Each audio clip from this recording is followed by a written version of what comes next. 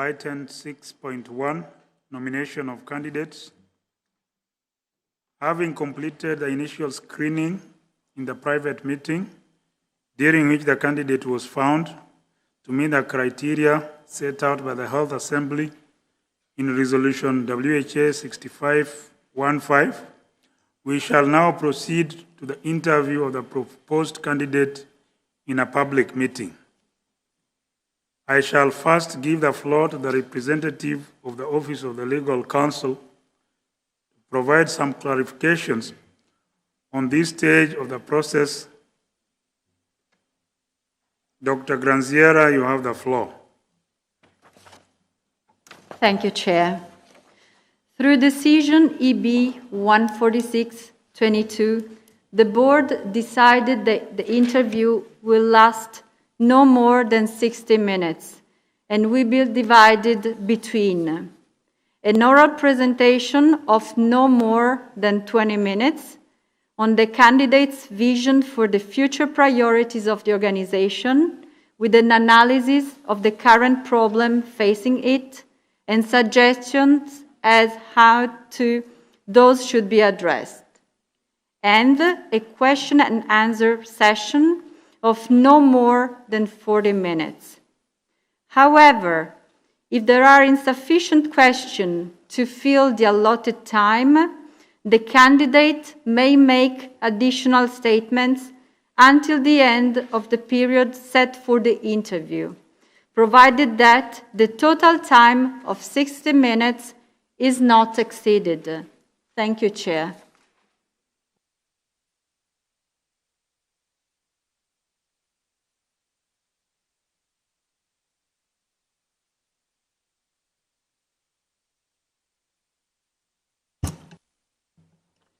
Thank you, Dr. Granziera. In addition to the modalities that were agreed by the Board, I would like to propose the following additional practical modalities to conduct the interview consistent with most recent practice.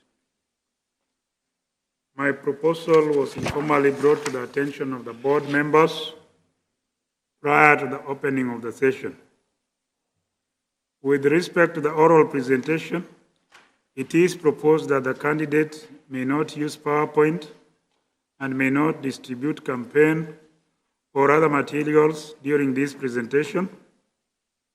The Secretariat would use a traffic light system to time the presentation by the candidate. The light would remain green for 15 minutes, then turn to amber for 5 minutes, and then turn to red at the expiration of the allotted 20 minutes, at which point I would request the candidate to terminate his presentation. With respect to the question and answer session, it is proposed that each member of the Board would be given a token bearing the name of their member state. Following the presentation by the candidate, members of the Board would be invited to indicate if they would like to ask the candidate a question by placing their token in a box circulated by the Secretariat. I would then draw by lot one token and invite the member of the Board's delegation concerned to put the question to the candidate in any of the 6 WHO official languages. The process would be repeated until the 40 minutes allotted for the question and answer session expires. Each member of the Board whose token is drawn would be allowed 1 minute to ask a question and would only be permitted to ask one question.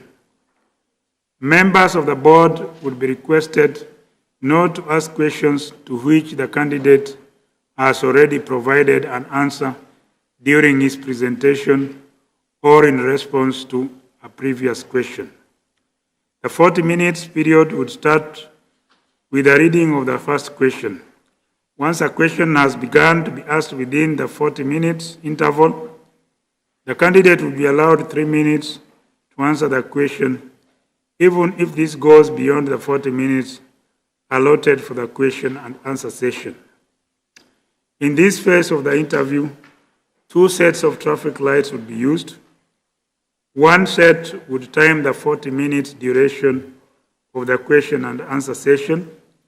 The other set would time the 1 minute for the member of the board to ask the question and the 3 minutes for the answer to be provided by the candidate. Do any of the board members have any objections to these additional proposed modalities?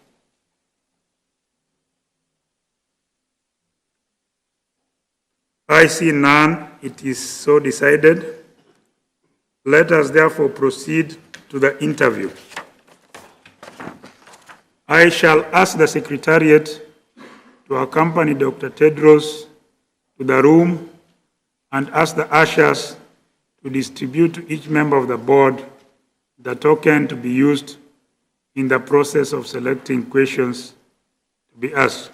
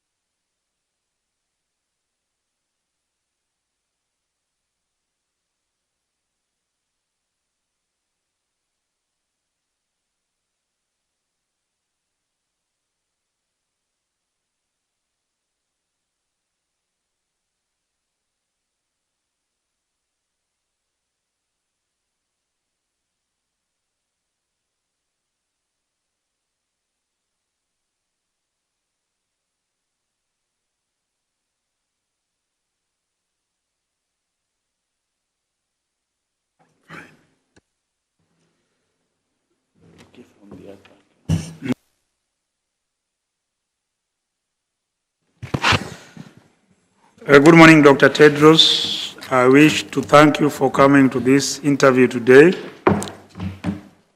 I understand that the Secretariat has already informed you of the way we shall proceed this morning, and I propose that we start immediately with your oral presentation, for which you have up to 20 minutes. Dr. Tedros, you have the floor.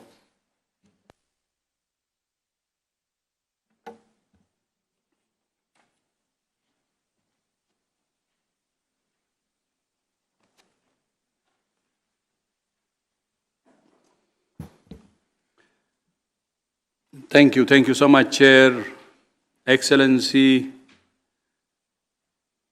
Chair of the Executive Board, Dr. Patrick Amott, Excellencies, dear colleagues and friends.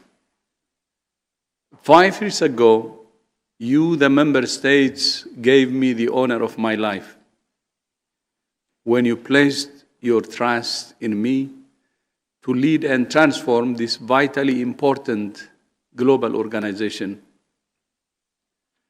I told you then that my priority was to listen, and that's what I have tried to do.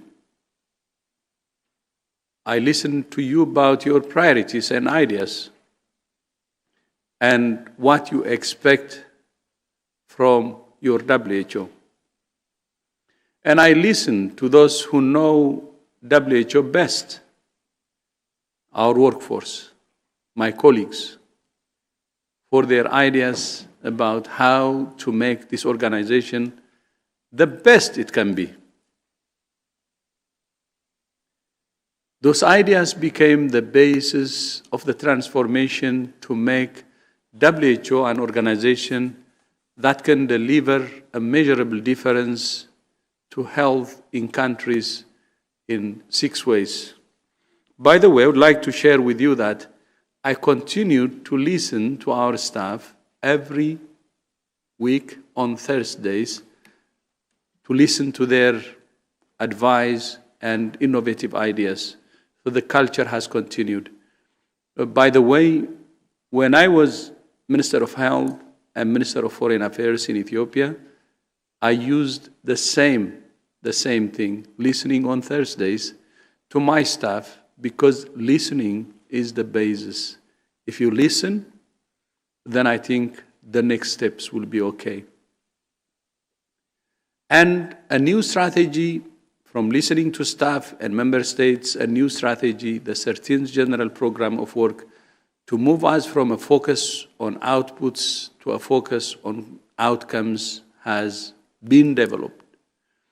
New processes to make us more efficient and effective. A new operating model, moving from an organization that's fragmented towards one that's integrated, aligned, and agile. And a new approach to partnerships, moving from risk-averse to risk management. A new approach to financing to move us towards a more sustainable and predictable funding model. And a new culture built on a shared commitment to service, professionalism, integrity, collaboration, and compassion. That was the product of listening to member states and listening to my colleagues, my staff. Then, as you know, 2 years ago, COVID-19 changed everything. But the transformation built on the ideas and energy of our staff had positioned us to respond more rapidly and effectively than to any previous emergency.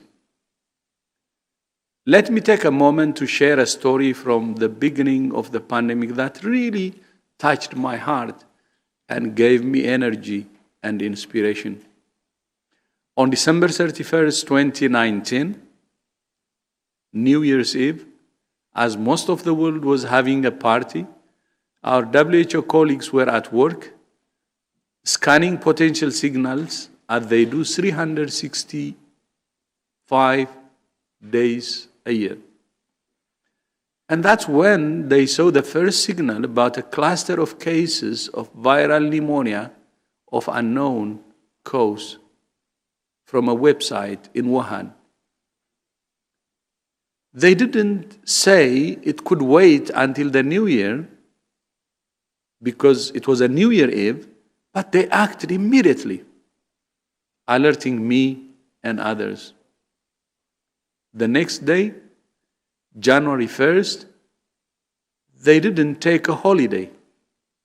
They continued to work to verify the signal, and the next day, January 2nd, they confirmed it, triggering the response across the entire organization. They said, we have a new disease, which is serious. They didn't have a New Year Eve, a New Year celebration, working throughout, and me too, although I took my first holiday since I joined WHO, and I remember that I was even in Dubai, but it wasn't a holiday for them and wasn't a holiday for me. That was the first holiday in 5 years for me, and that even didn't work because of the bad news. In the days, weeks, and months since then, our staff have continued to energize, humble, and inspire me with their skill, dedication, and commitment to serving and protecting the world's people. And in the days, weeks, months, and years ahead, our staff will continue to be the eyes and ears, the arms and legs, and the beating heart of this organization. During the pandemic, health and the work of WHO have been discussed around the fire and the kitchen table, as much as around cabinet tables and boardrooms. Too often, health has been viewed as a cost. But it has never been clearer that health is an investment in the economy, society, and security. As I outlined in my speech yesterday, my vision for the next 5 years rests on 5 priorities to address the shared challenges we face. I'm sorry if I'm going to repeat what I said yesterday, but these are the same priorities based on the vision. First, a radical shift towards promoting healthy lives and well-being and preventing disease by addressing its root causes.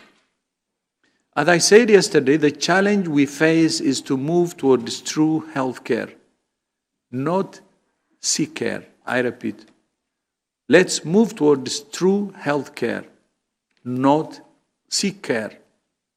That means empowering people to take charge of their own health in the daily decisions they make. And it means working with governments to provide an enabling social, economic, and commercial environment that encourages and incentivizes people to live healthier lives. Healthier populations can cut disease burden in half, reduce the strain on health systems, increase workforce productivity, and improve lives. The best way forward is keeping our citizens and our people healthy. And there is progress to build on through the achievements we have made to eliminate trans fats, reduce tobacco use, improve nutrition and air quality, and more. Looking forward, my commitment is to strengthen strategic policy dialogue with member states using a whole-of-government approach to provide our best advice on how to make your populations healthier. I will also continue to enhance our focus on the existential challenges of the climate crisis and antimicrobial resistance. Climate change impacts our health most seriously than any other factor. Second, we must urgently reorient health systems towards primary health care at the foundation of universal health coverage. Again, there is progress to build on, including the Astana Declaration on Primary Health Care and the Political Declaration on Universal Health Coverage, which all member states endorsed at the UN General Assembly in 2019. I was very happy to have that political support from all heads of states and heads of government. However, we are now facing a shortfall of up to 840 million against our target to see 1 billion more people benefiting from universal health coverage. After decades of progress, COVID-19 led to backsliding on virtually all health indicators, and out-of-pocket health expenses are pushing millions of people back into poverty. This too is a global health emergency. We must reverse these trends, but we must also go beyond seeing health merely as a service that governments provide, but as a fundamental human right that's enshrined in the constitution of every nation on earth. I use this opportunity to ask each and every country who doesn't recognize health as a fundamental human right to do so, because health is central. And there should be a commitment by all governments to treat health as a fundamental human right in their constitution. Our new Council on the Economics of Health for All is developing recommendations around innovation-led transformation of our health systems that spur economic well-being. The new WHO Academy will provide millions of people around the world with rapid access to the highest quality learning in health.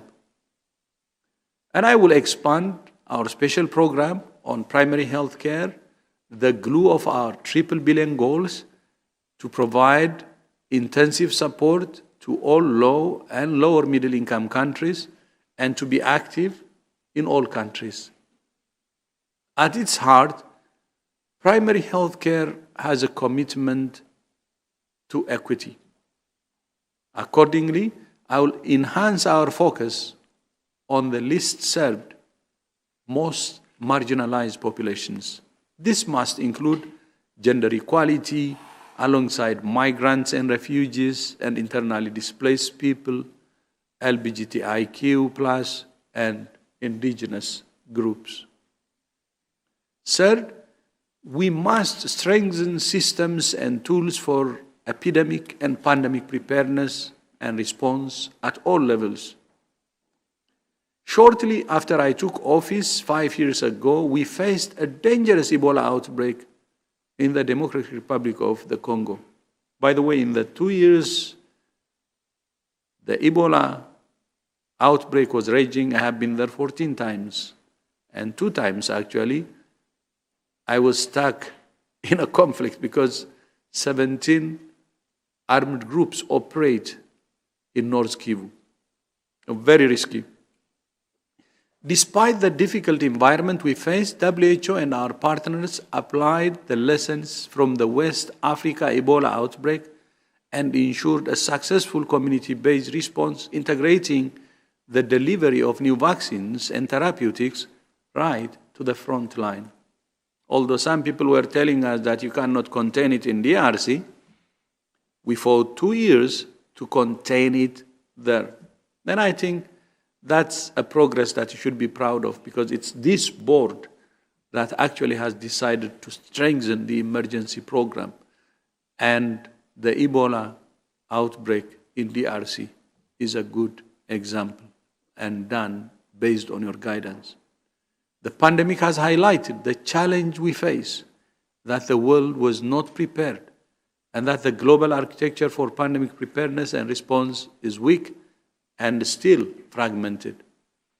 I have focused on not only on strengthening WHO's response capacities at all levels, but also by creating a new division of preparedness within the emergencies program before even the COVID-19 hit.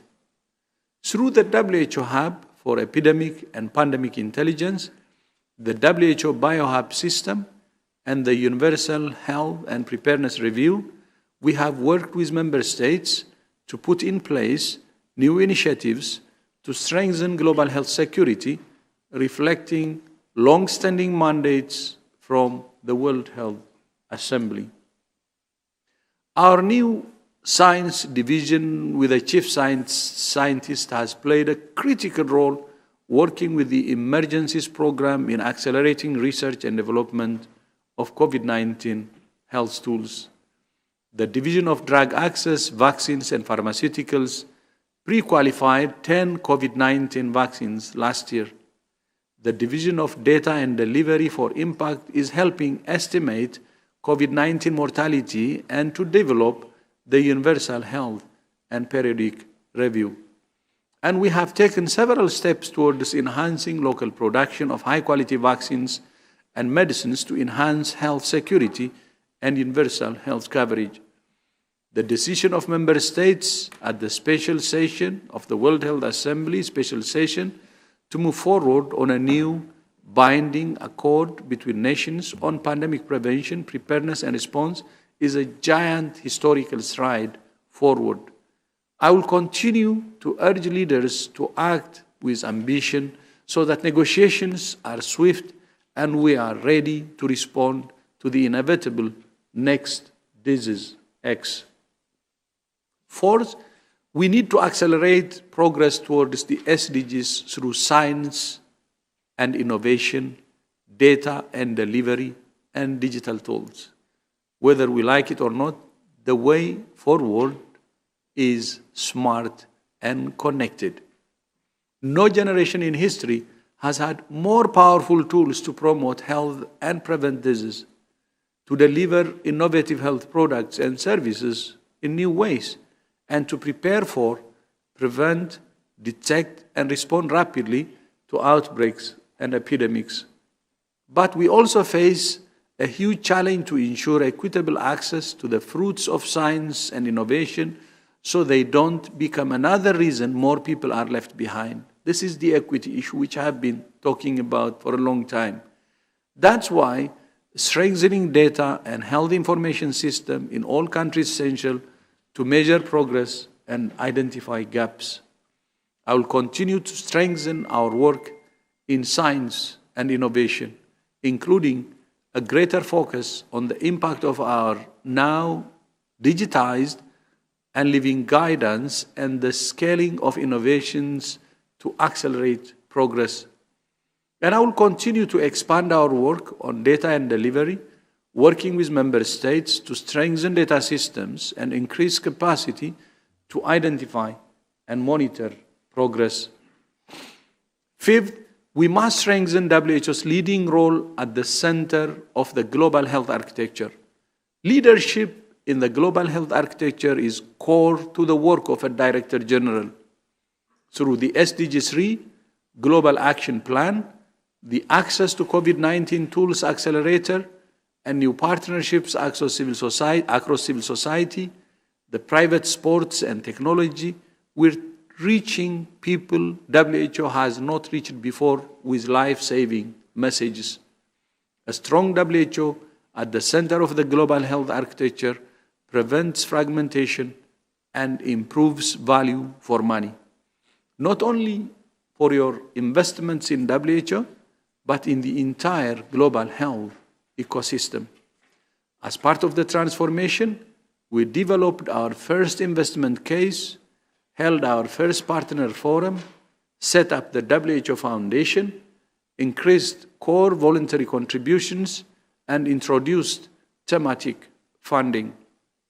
This shift has given us the flexibility to move money where it can have the most impact and to better implement the priorities member states set out in the program budget. The change we have seen in financing quality is a measure of the trust you put in WHO and has allowed us to strengthen our programs and increase funds going to regional and country offices. But the quality and quantity are still not up to the size of the task. WHO's future success will depend on your support for the proposals of the Working Group on Sustainable Financing to raise assessed contributions to 50% of our budget by 2028-2029, and to supplement our program budget process with a replenishment model. I ask you to support these recommendations. On my first day at WHO as Director General, I said our greatest asset was our staff. We have focused relentlessly on making WHO a better place to work. Going forward, we will continue to build an organization that attracts and retains the best talent from around the world. I am proud of the gender and geographic balance of my leadership team at headquarters, and I remain committed to improving gender balance and diversity at all levels of the organization. During the past year, I have been horrified by reports of sexual exploitation and abuse during the response to the Ebola outbreak in the Democratic Republic of the Congo. Maybe if you give me 1 minute, Your Excellency, I would be happy to cover just few items. I'm a bit over, but just 2 minutes. Our response has been robust, including the unprecedented step of handling a rigorous investigation over to an independent commission and a strong management response. My commitment to preventing sexual exploitation and all forms of abuse and harassment with a victim and survivor-centered approach is ironclad. Finally, working with our regional directors, I will implement the recommendation of the evaluation of WHO transformation to invest dedicated attention and resources toward this supporting country-level transformation in the next phase. In 2022, as I said yesterday, we can help end the acute phase of the pandemic if we work together to meet the WHO target that every country vaccinate 70% of its population by the middle of the year. In 2023, we celebrate our 75th birthday. Let's ensure WHO is on firm financial footing by then, and we're on the way to concluding a binding agreement on pandemic preparedness. In 2025, we want to see that the triple billion targets are back on track, which will give us hope of meeting the global goals by 2030.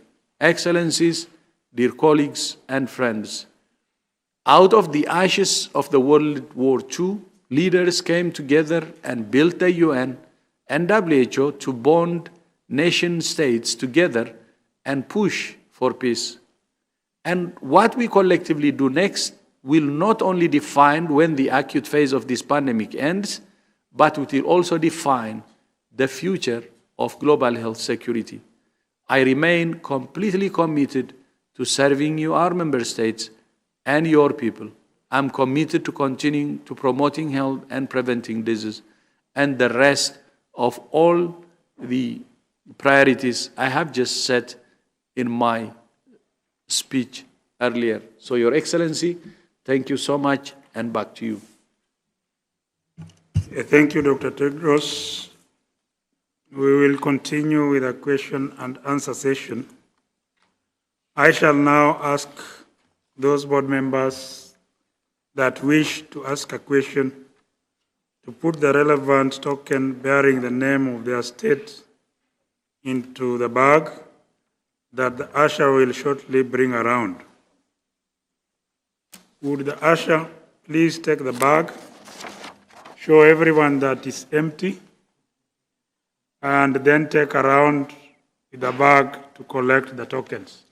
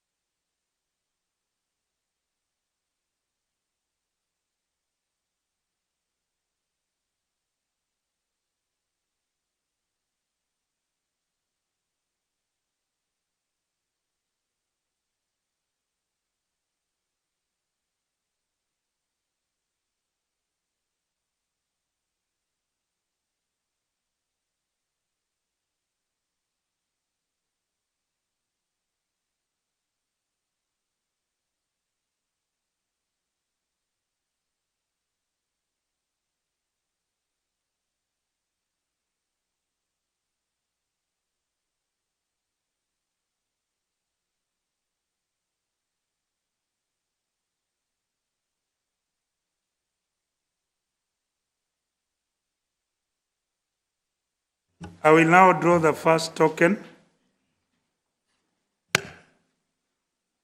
May I invite Colombia to read the question?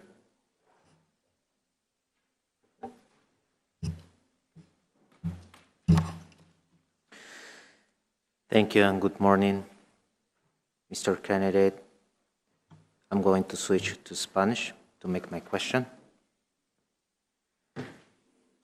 Dr. Tedros.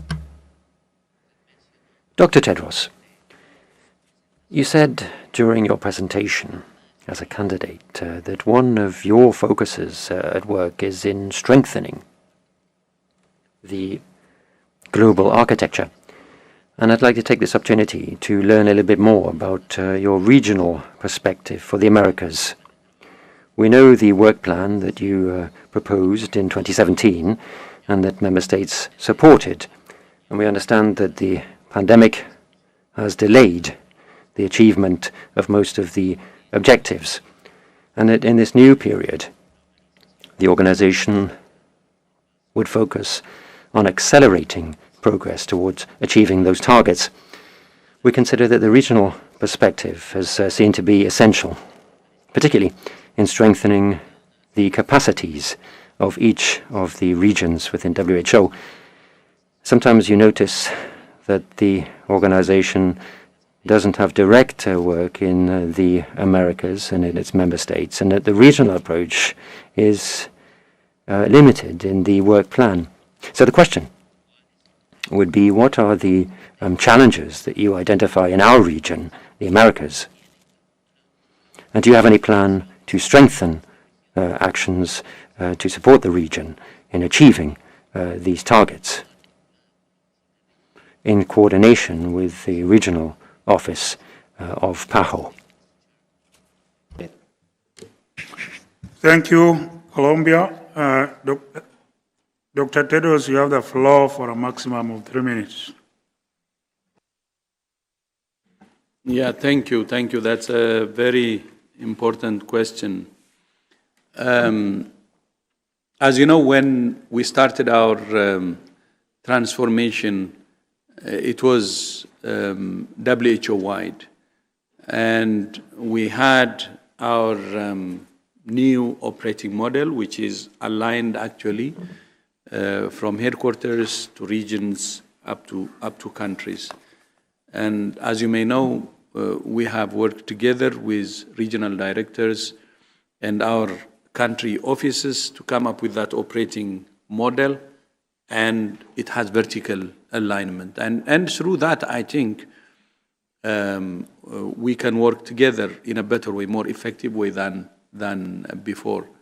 As you also know, not only the operating model, we have output teams which are aligned at all levels based on the GPW. So I think although we have a decentralized system, I believe that a decentralized and empowered system actually delivers better. So I don't see that as a problem. The most important thing is, within that decentralized and empowered system, how do we align ourselves? And one of the things we did in transformation is exactly that. So in the global health architecture, as long as we're aligned through the GPW, we're aligned through the output teams, and we have structures that are a mirror image at all levels, and as long as we're all committed to strengthening the country offices or build capacity at country level, I think it will be okay. So that's what I would like to say. Thank you. Thank you, Dr. Tedros.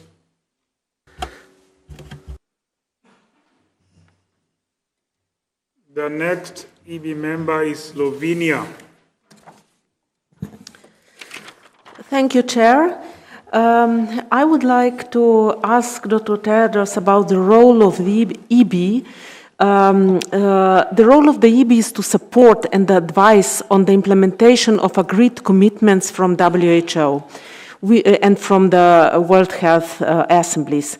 We are convinced that the cooperation between the EB and the DG should be closer and not just restricted to the two official meetings as it is currently. we need better and more frequent exchange of information. What assessment do you make of the evaluation of the EB role and practices over the years? And what would you propose for future cooperation between the DG and the EB? Thank you, Dr. Tedros. Again, you have 3 minutes to be able to respond to that intervention. Thank you. Thank you, Slovenia. That's a very important question. As soon as I became a DG, I understood actually the advantages of working with EB closely.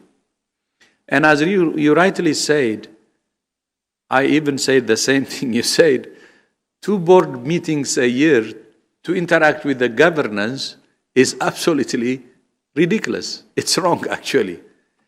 The Secretariat and the board should interact on regular basis. And the first thing I proposed was, okay, the board may meet only twice a year, but why not we make the bureau more active between the 2 board meetings? Because you have a bureau of 6 people, the chair and the vice chairs of the board, who can interact with us on regular basis, so support us. And I remember it was the Permanent Secretary of Health of Pakistan at that time, who was the board chair. He was happy with the idea. We had even a meeting in Islamabad, but the rest of the board members and member states were not really comfortable with the idea. That's what happened. I need to be honest with you. Going forward, okay, the past is the past. I still believe that the regular communication or interaction between the board and the Secretariat is important. When I say this, some colleagues say, no, if you do that, the member states will meddle and will affect the responsibilities of the Secretariat, or will meddle into the affairs of the Secretariat. But my answer is, it's not meddling. When Secretariat and the governance interact more, there is better value for the people we serve. So we need to interact more frequently with our governance to get their support so we can achieve better results. And I still believe that's the case. And I'm really glad that there are recommendations, as you know. For instance, from my good friend Clemens on the Standing Committee for Emergency Response, Preparedness and Response. And there is also a proposal from the US on Governance Committee. I full-heartedly support those committees because they can help us to work together closely, the Secretariat and governance, to achieve better results. So my question to member states is, please make that happen. Please let's have our standing committee. Please let's have our governance committee. And let's work together for a better result. So I think the ball is in your court. Thank you. Thank you, Dr. Tedros. The next lot is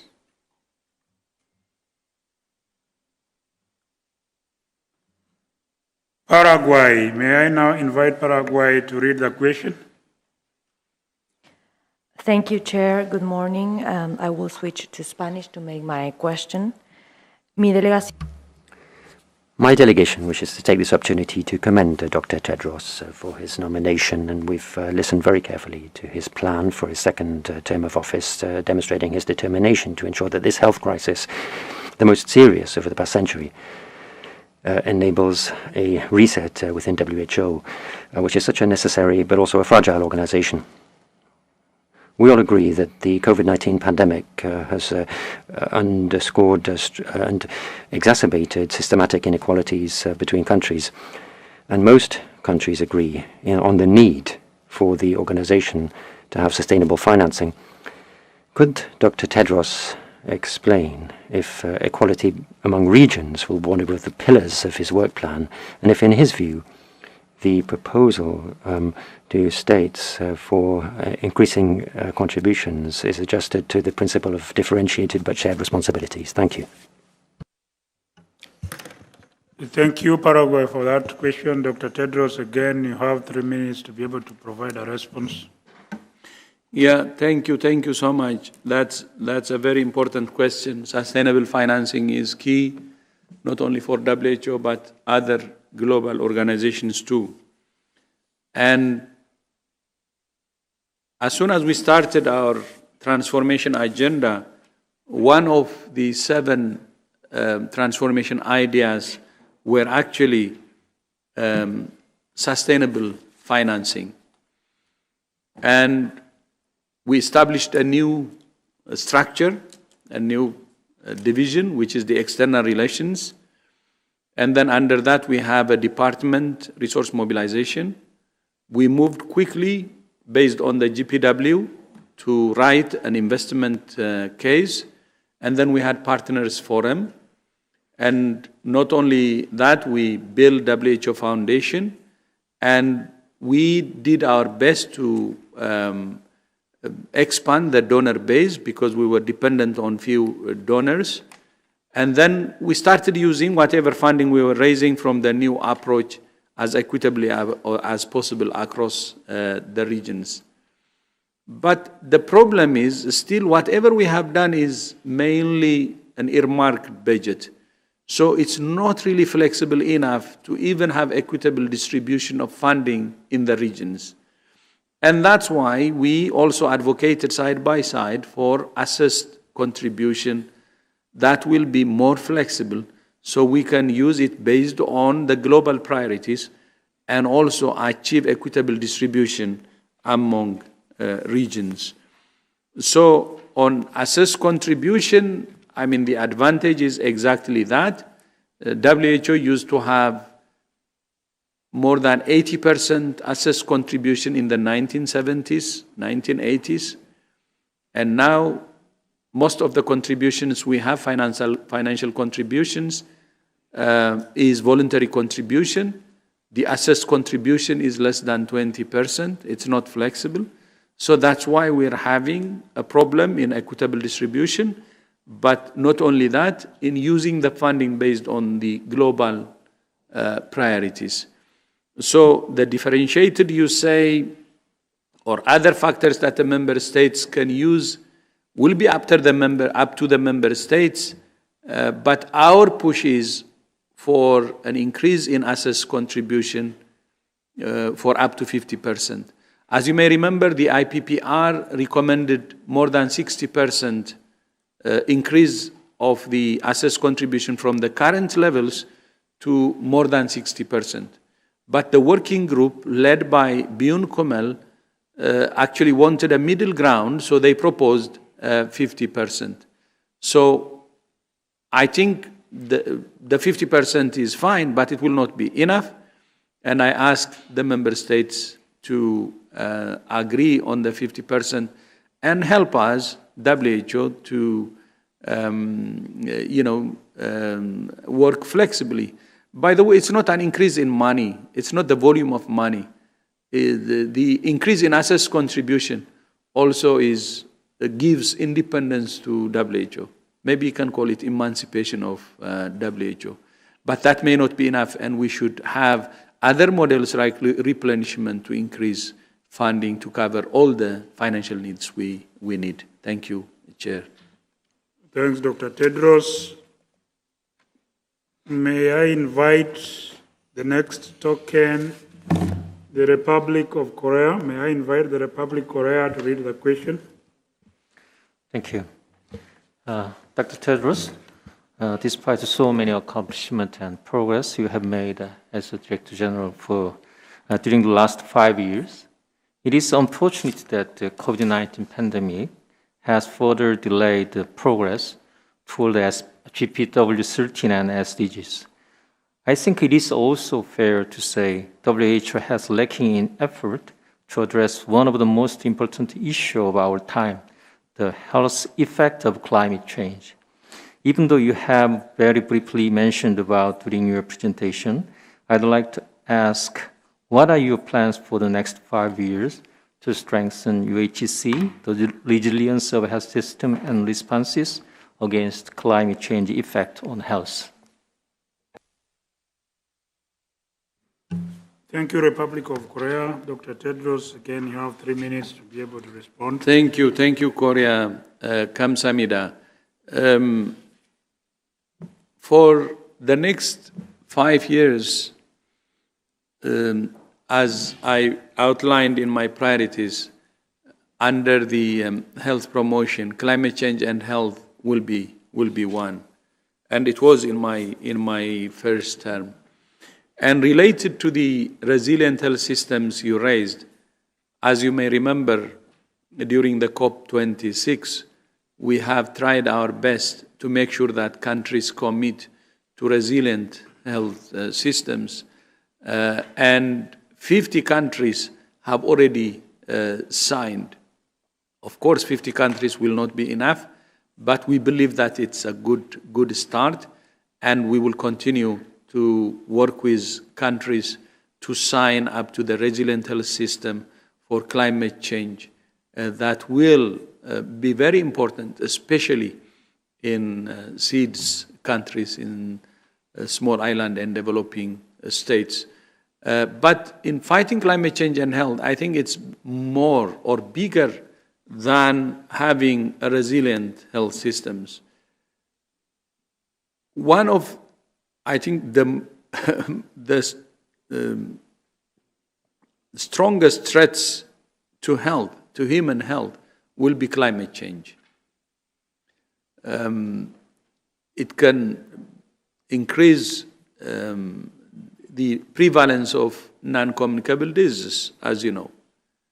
And it also has impact on increasing communicable diseases. So its impact on overall health is really huge, and we need to give it its right attention. And addressing the root cause, climate change or environment, will be very crucial, more than even the resilient health system that we're saying. Resilient health system is one.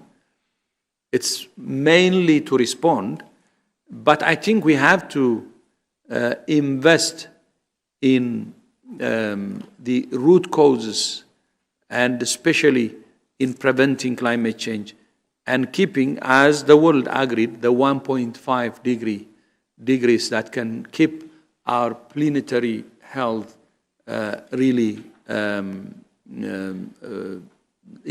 the right condition. But with serious climate change problems, the health problem will be serious, and that's why we have to focus at the root. And it could be mitigation, it could be adaptation, but we need to have a comprehensive approach, and I would like to assure you that it's our priority. Thank you, Dr. Tedros. The next lot is Denmark. May I invite Denmark to read the question? Thank you very much, Mr. Chair. DG Dr. Tedros. The member states have unanimously called for strengthening the WHO, and especially strengthening of the coordinating role of the WHO in global health work. Over the years, the roles of other UN organizations and health agencies has increased. So my question to you is, what assessment do you make of the cooperation of the WHO with its partners, especially regarding the so-called vertical funds? And what changes would you suggest in the global health architecture in the coming years? And how would you work to ensure that the WHO is still continuing to play a very central role in that global health architecture? Thank you very much. Thank you, Dr. Tedros. Again, you have 3 minutes. Yeah, thank you so much. I think that's a very big question that may not be addressed in 3 minutes, but Takshkadui, I will try my best. I think if we see as an agency or organization that has all the mandates to coordinate global health, it's WHO. And it has a membership of all 194 member states, and we have 152 countries, presence in 152 countries. We have 6 regional offices. So I think in terms of mandate and in terms of presence, I think we have the advantage. And I hope that, the whole world will agree to use the one global health agency that has a broad mandate and presence to continue to be the convening and the coordinating organization. The reason I told you the story earlier is,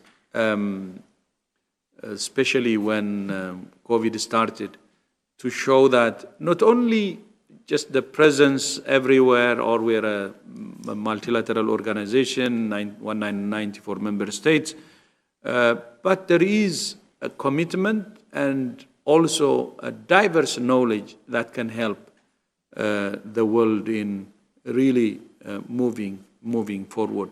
And especially the last 2 years, I think this organization is more seasoned and has better experience, and in addition to its presence in the whole world, but it has more experience and can deliver better. So I think the way forward will be to identify the convening and the coordinating role of WHO. But at the same time, we recognize the support from other institutions or agencies.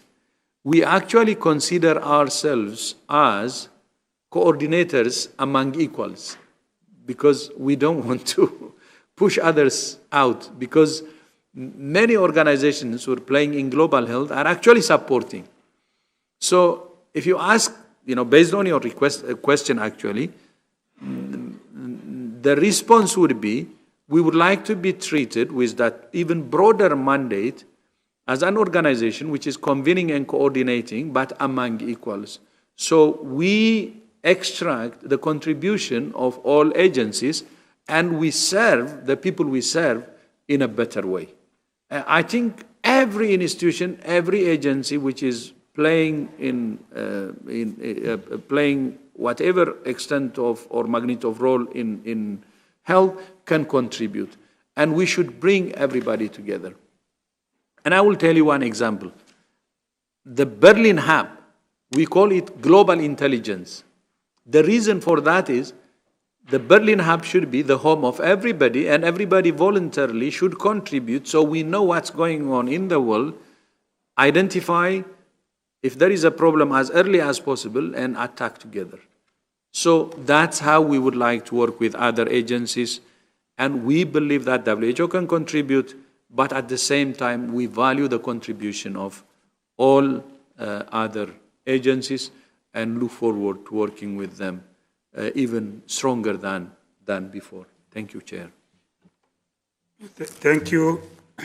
The next question will come from the Russian Federation. May I invite Russian Federation to read the question?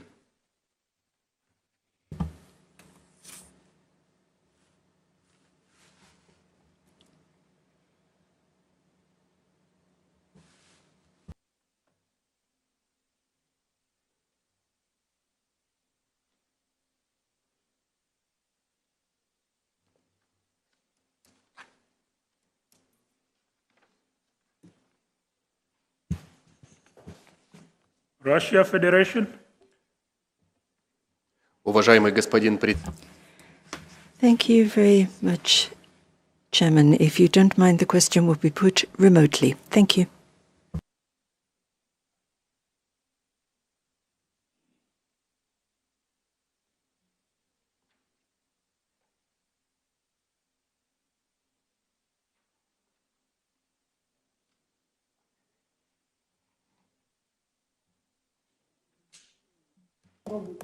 Все.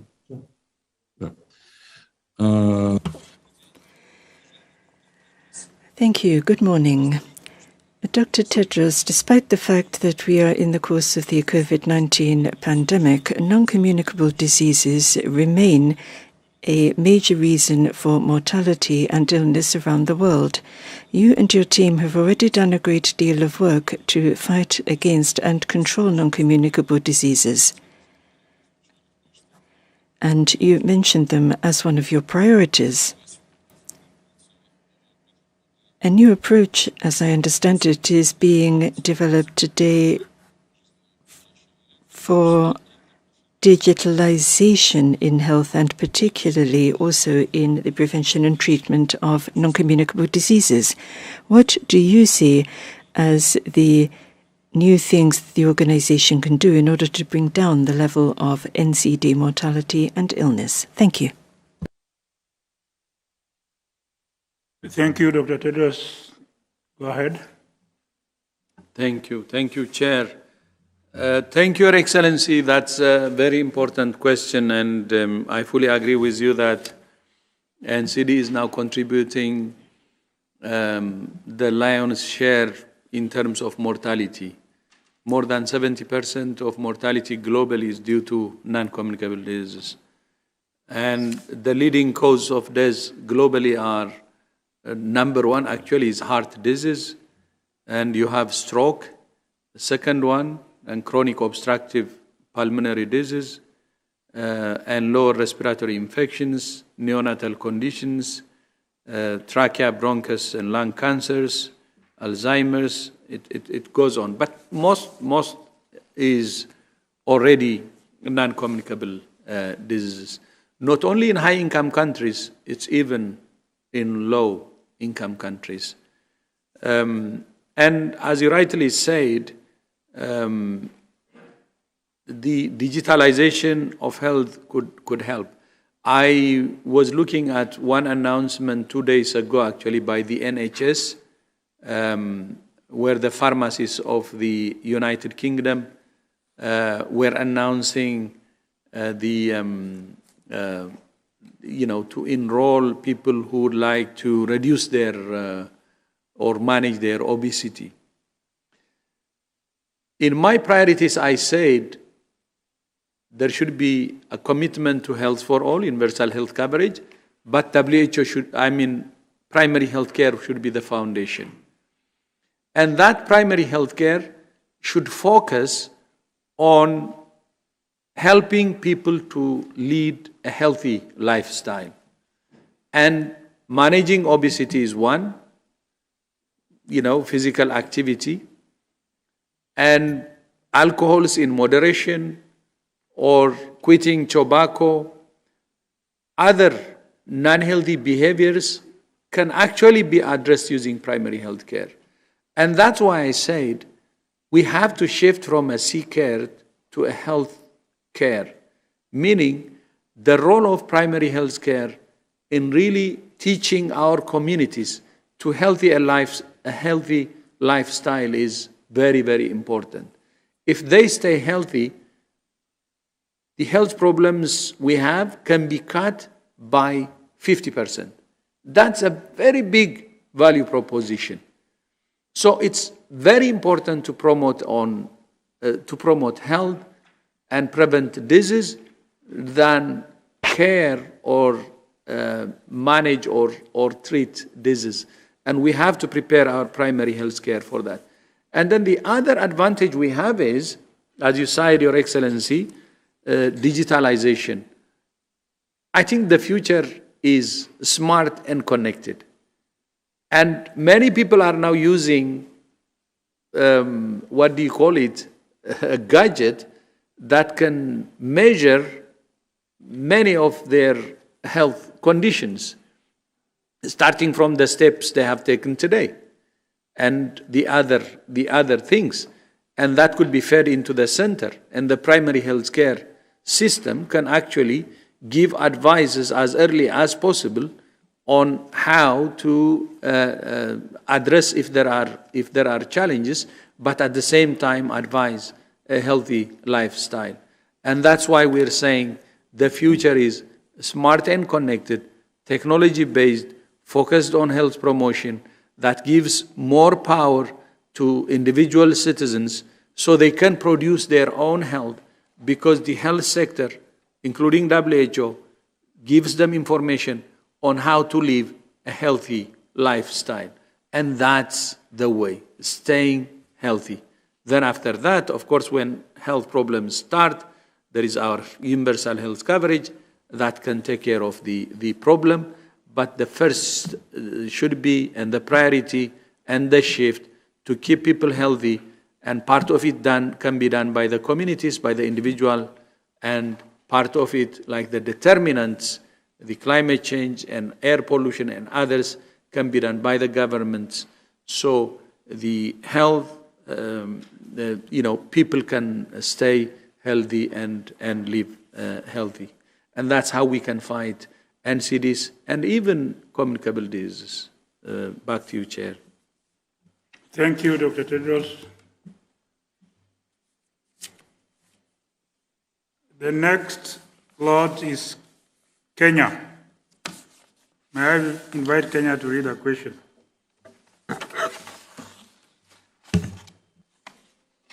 Thank you, Chair. Dr. Tedros, congratulations on your nomination, and thank you for appearing before the Executive Board to seek a second term as Director General of WHO. Building on the concept of primary health care, universal health coverage has been embraced world over as the panacea to accessing quality health care and elimination of out-of-pocket expenditure for the most vulnerable populations, particularly in developing countries. The question is, in your second term, as we approach the 2030 deadline, how do you propose you and WHO can assist developing countries to entrench universal health coverage in their health systems, given the financial constraints and long-standing weak health systems? Thank you. Dr. Tedros. Yeah, thank you. Thank you, Your Excellency. Thank you, Your Excellency, for that important question. I think, first of all, I said it in my speech, the first step should be each and every country on earth to recognize health as a fundamental human right in its constitution. I know many countries have that, but those who don't, I think it should be important that they have it. And then the second part will be, one is the constitution, the second part will be allocating the domestic resources. Even if our countries have shortages of resources, I think putting whatever we have on the table will be very important, because mobilizing the domestic resources means there is commitment from that country.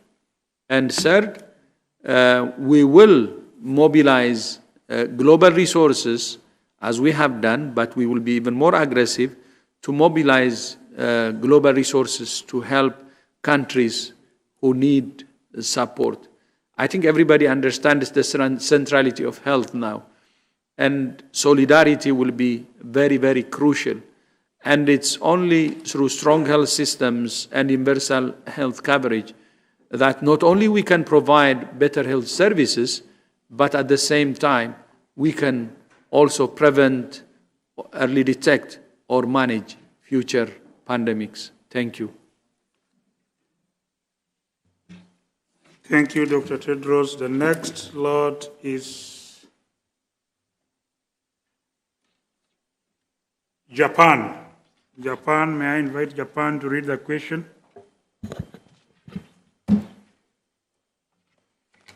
Mr. Chair, thank you very much for giving me the floor. Dr. Tedros, you have started various important reforms which you committed yourself in your original manifesto 5 years ago.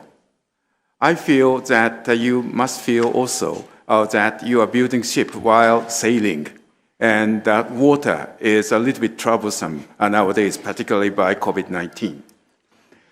You touch upon the strengthening WHO as reform agenda among one of 5 priorities in your presentation today and yesterday. In terms of governance reform, how do you assess the achievements so far you have achieved, and how would you prioritize and completing the remaining tasks and initiatives? That is my question. Thank you very much, sir. Thank you, Japan, Dr. Tedros. Yeah, thank you, Chair, and thank you, my friend Hiro. Can you maybe elaborate, because the governance reform is really wide. So, is there any specific area you're interested, so I can just focus on that because it's very broad? Because, as you said, that governance reform is wide, and you are mentioning many, many reforms. So what will be your priorities among many reforms? That is my core of question. Am I clear to use, Dr. Tedros? I would still expect actually something specific of your interest, but I can move on if you prefer it that way. But if you have a specific, I would appreciate that.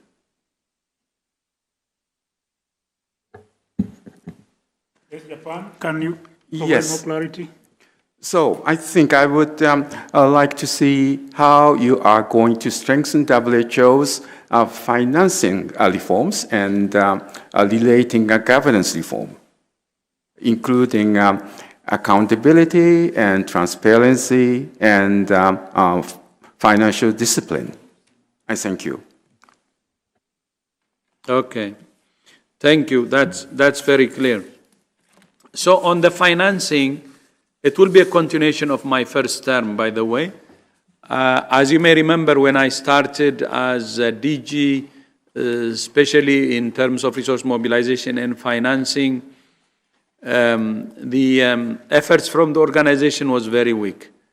I remember that the team which was in charge of private sector, resource mobilization, NGO, everything was just a small group. I don't think there were more than 5 or 6 people actually. And then we reconfigured that and to become an external relations with a strong resource mobilization department and with a clear mandate. And after we have finalized the GPW, we put together an investment case, which was the first of its kind. And then we had a partners forum to discuss on the financial governance and resource mobilization issues. And then we established the WHO Foundation. We expanded the donors base. And the resources we're getting now are much better than before. Of course, we have more earmarked funding, which is not really flexible. But in terms of resources, as soon as I started in 2017, especially the voluntary core contribution increased from around 14 million to close to 260 million. There was a significant increase and continuous increment from 2017 to 2018 to 2019 to 2020, 21, 22. As you remember, I took over in 2017. And there was improvement from 2018 and then next. So we need to move in that direction. But I'm sorry to say this, from the Secretariat side, we have done our best to explore different ways of mobilizing resources, expanded our donor base, increased our financing, significantly different from where I got it in 2017. But the quest for assessed contribution has not moved an inch. That's why we have the request now, an increase in assessed contribution from member states, which we are asking you to do it actually. So the bargain, the deal on our side is done, whatever we can as Secretariat, but the part from WHO, the governance side, from our member states is not moving. So please, I ask you, Japan and others, to do that. Then on accountability, on transparency, you have my word. We believe in accountability. That's why the GPW 14 for the first, GPW 13 for the first time is actually measurable. And then on transparency, you know what we did with PRSEH? for the first time, a UN organization has hired an external investigator. First, we established an independent commission, and the independent commission hired an external investigator to check on what happened with SEAH. So this organization will continue to be open for any scrutiny. For me, that's accountability, that's transparency, because those who are going to scrutinize will check what happened, they will check what we have achieved based on what we planned, and also we will avail to them transparently, so the transparency comes there.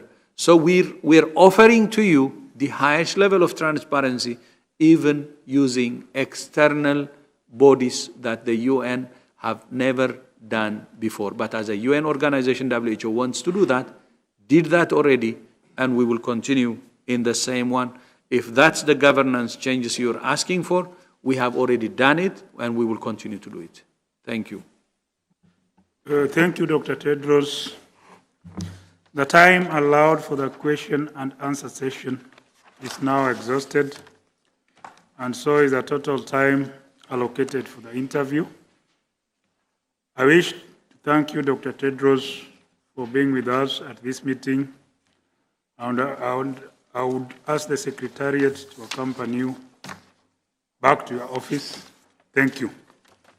And this concludes the interview.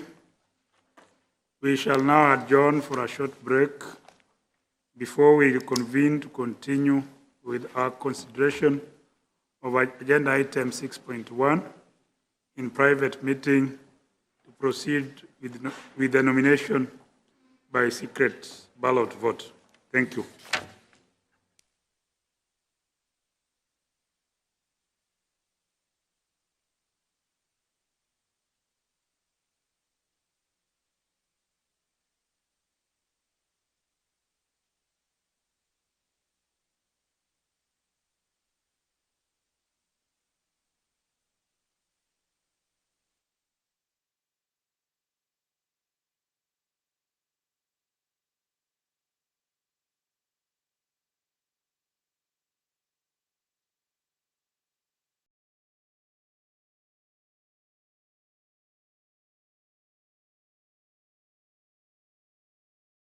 Primary audio circuit for the Reuters live service.